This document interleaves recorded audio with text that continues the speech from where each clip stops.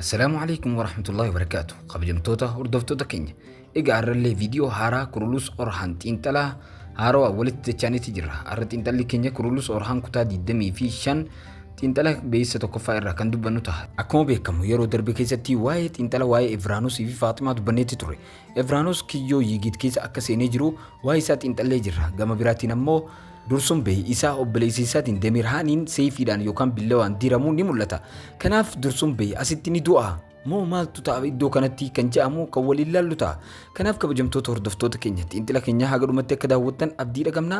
Viidiyoo keenya laayik godhuudhaan akkasuma chaanaala Oromoo Riikard bakkee subscribe godhachuu akka hin daganne asumaan si yaadachiifna. Egaa intala keenya kana irratti yeroo dachaanu kabajamtoota hordoftoota keenya akka beeysa keessatti mul'atutti dursuunii fi demirhaan bosona keessatti isaanii fuulduratti waliin bahanii yookaan wal fuuldura jiran ni mul'atu. Dursuun mormii guddaadha yookaan aarii guddaadhaan ija isaanii keessa yoo ilaalle kun ifaadha hedduu aaraniiti jiru. Obboleessi isaatii yeroo kana yoo akka fuula isarra jirurraa xiinxallee kan fuuldura kee jiru kun isa duraanii obboleessa kee itti qaasanii miti jeeni isa itti of dhaadu ni mul'ata. Kan si dura dhaabbachaa jiru kun dursuun beeyidha malee obboleessa kee itti qaasanii miti jee isa ija itti diimeessu ni mul'ata. Hiikni kallattii amma isaan lamaan kana keessaa jechuudha. Akkuma fiilima keessatti dubbatamee ture isaan lamaan kana keessaa hundinuu kaayyoo isaanii milkeessuudhaaf tokko du'uun isaa waan hin oolledha.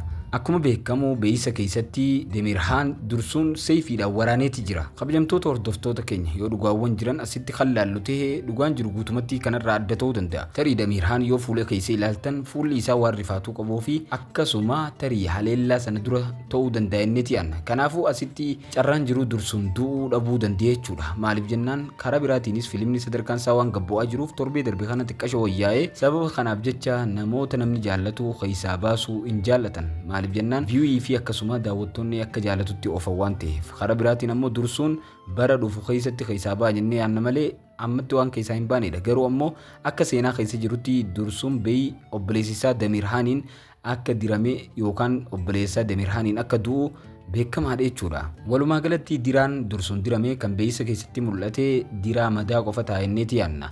Karaa biraatiin ammoo walumaa galatti akka seenaatiin wal qabsiifnee jechuudha. Guutumaan guututti demirhaan erga dursuun ajjeese booda bulchiinsa guututti ni fudhata. Garuu san boodatti Orhaan beey haaluu dursuuniif baasuudhaaf jecha aangoo guututti fuudhee aangoo jaarmiyaan maraa'u jechuudha injifannoodhaan of jala ni galchee jechuudha yookaan dawlaa Usmaaniyaatti jalatti akka bultuun taasisee jechuudha. Kanaaf kabajamtootaa fi hordoftoota keenya isinoo maal jettu yaada kana irratti jechuudha. Dursuun beey demirhaaniin iddoo kanatti ni du'eettanii ni yaaddu. Koomentii irratti nuuf barreessuu hin dagatina.